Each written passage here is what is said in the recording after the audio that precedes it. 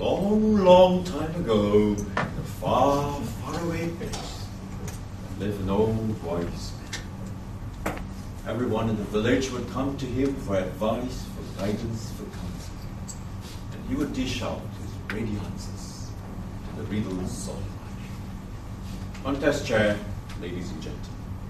There was one small little boy in the village. One day he had a flash of genius. He thought he could trap that old man. He ran hurriedly to the old man's hut. Come in. He ran in. Master, I have a question for you. I have a bird in my hand, Master. See the feather here? Now tell me, is this bird dead or alive, Master? The wise man looked at the little boy, shook his head and said, My son, how foolish of learning of heart and mind you are. You always have a choice. The choice is in your hand. If I say the bird is dead, you would open your hand and the bird would soar to the sky. If I say the bird is alive, would summon all the strength within you and squeeze this bird, and it would drop dead to the ground, and I will hold you responsible for its death. You understand? Master. Sorry. I don't mean to hurt you. Now, son, look at me. You will grow up one day. You will experience the challenges of life. Remember always, never ever say you have no choice. Never ever say, Dinah. Remember, you always have a choice. Now get lost. And if you ever come back, son, come back with the real tough questions of life. Not the trick question to trap me. Friends, you have lived long enough to have experienced the vicissitudes of life. The ups and the downs. And we recall when we are down there in the gutter. And we tell ourselves, I got no choice. I give up. Dila. But friends, let me tell you this. You always have a choice. Your boyfriend or your girlfriend dumped you. Your husband or wife, they deserted you. Your employer, they dismissed you.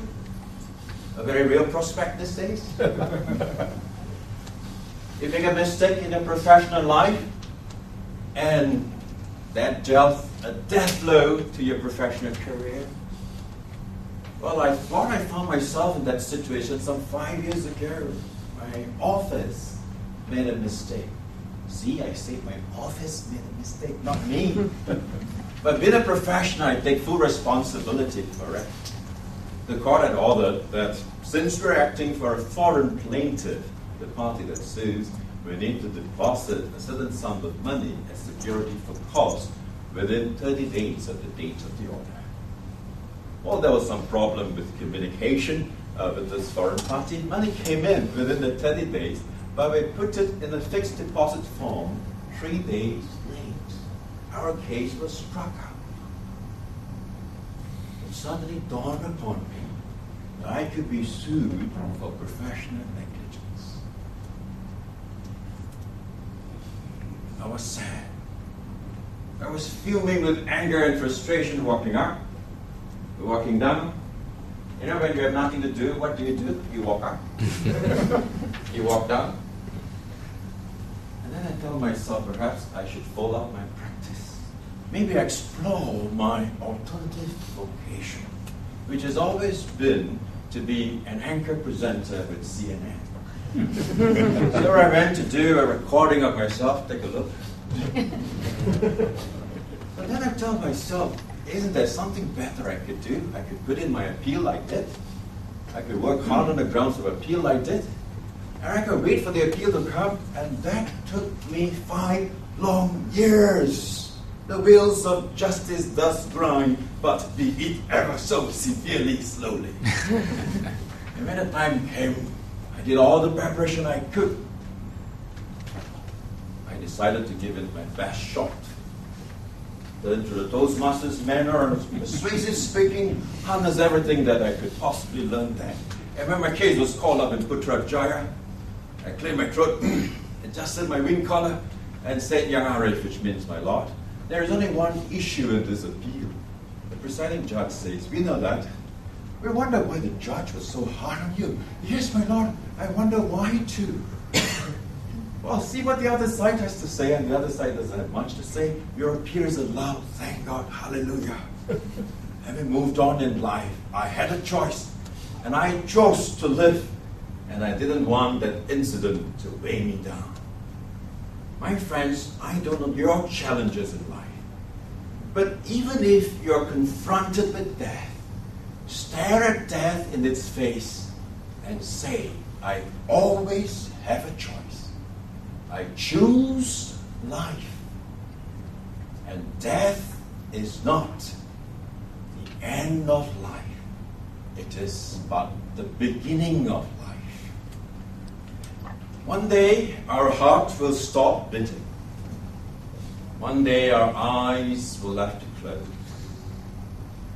One day there will be no more brainwave in our brain matter. But if you have chosen to live each day, if we have told ourselves, in spite of the odds in life, in spite of the extremities of life, we always have a choice, then believe me, my friend, we are destined to live forever. And we can go on living forever because we have chosen that path. My friends, what are the extremities you're going through now? Never ever say, I die.